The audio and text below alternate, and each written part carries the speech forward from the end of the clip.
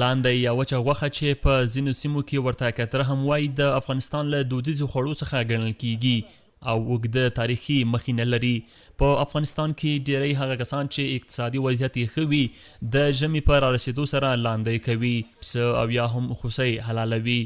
بسم الله له 3 لسیزو راهیسې د لاندې د غوښې د پلور په کاروبار بوخت دی. د دې دودیزو خوړو یا لاندې په اړه داسې راته وایي: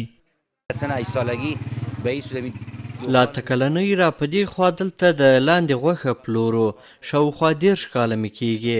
دا د افغانانو پخوانی دود او فرهنګ دی. د دې مخینه له 100 کلونو اوړي.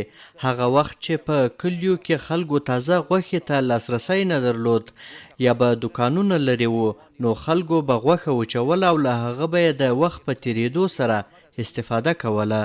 په کلیوالو سیمو کې خلک د ځان لپاره خپله لاندی کوي، خو په ښاري سیمو کې په بازار کې هم پیدا کیږي. دا مهال په کابل کې د 1 کیلو لاندې غوښې بیه له 200 تر 800 افغانیو ده. لاندی پر افغانستان سربیره په بهرنیو هیوادونو کې هم ګڼ شمیر مینوال لري او ډیری افغانان یې بهر ته د ډالۍ په توګه وړي. قیمت فعلا 700 ده. د لاندې د غوښې د 1 کیلو بیه 200 افغانۍ ده. لاندې له هیواده د باندې هم ډیر مینوال لري. خلک یې د تحفې په ډول پاکستان، ایران، ترکیه، حتی ډیری امریکایي او اروپایي هیوادونو ته هم وړي. موږ له بدخشان او څیرمه نورو ولایتونو څخه پسونه راوړو، هغه بیا حلالوو او په ځانګړي شکل هغه وچوو، بیا یې دلته پلورو. پیرودونکي وایي د لاندې غوښه د افغانانو پخوانی دود او فرهنګ دی. د کابل په یو شمیر عصري هوټلونو کې هم د لاندې پلو خاص نوم لري او د نورو افغاني خوراکونو په څیر ډیر مینوال لري. دې کوڅې ته خو زه دایما بسم الله جان ته راځم. دا وچه غوښه ده، د لاندې غوښه ډیره ښه غوښه ده. وچې له دنه دایم وخت مونږ وړو، یگان میلمسته یو بعضی دوستان ته سیلیگو توفه گفته، نو دا ډیر بهترین ښې غوښې وچه‌ای د پسه د غوښې د لاندې سیده عنعناتو کلتور سابقنه د افغانستان د خلکو رواج ده. سهار زمای د وچه غوښه ډیر استفاده. گوشت لاندې کې از خو یک چیزی است که د لاندې غوښه په افغانستان کې داسې یو شی ده چې ډیر کم پیدا کیږي. ډیر ښه شی ده او خلک یې هم ډیر خوښوي. د لاندې په کولو خلک ډیر زحمت وباسي، هغه پاکوي بیا یې وچوي.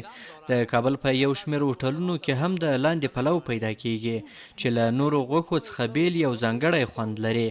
دغه دمه هم د لاندې پلو ځان ته راغوښتی او خورم یې ډیر مې خوښیږي. خو ډاکټران بیا په دې باور دي چې د لاندې غوښه صحي خواړه نه دي او د دوی په خبره چې باید ډیره استفاده ورڅخه ونه شي او پر ځای یې له تازه غوښې ګټه واخیستل شي. د لاندې غوښه یا وچه غوښه چې په افغانستان کې د پیړیو نه را په دې خوا یو رواج او کلتور ګرځېدلی دی او دا په هغه یخو منطقو کې چې هغه د ژمي په درندو واورو کې دغه امکانات نه وي چې دوی تازه غوښې ته لاسرسی پیدا کړي، نو په هغه منطقو کې دوی همدغه یو کار کړی دی تر څو دغه د مني په آخرو میاشتو کې دوی دغه غوښه وچه کړي او ژمی د هغې نه استفاده وکړي. صحي مسؤلیت نه لري په دې خاطر باندې چې د سازمان صحي جهان د خانه د اپروف شوی نه ده، نو په دې خاطر باندې هیڅ نوع صحي مسؤلیت نه لري. هغه افراد چې هغوی د زړه تکلیف ولري یا د رګونو تکلیف ولري، اتریسکلوروزیس په نامه باندې تکلیفونه ولري، د هغو دپاره خو فوق العاده مضره ده. ولې هغه سالم اشخاص چې د دوی د ځوانۍ په عمر کې دي هغوی ته بار خوراک باعث د همدغه د زړه د تکلیف او د رګونو د تکلیف سبب کیږي. افغانان لاندې د اکراب یعنی لړم په میاشت کې کوي او د ژمي په یخو شپو او ورځو کې یې د کورنۍ له نورو غړو او ځینې وخت له خپلو خپلوانو سره په ګډه خوري.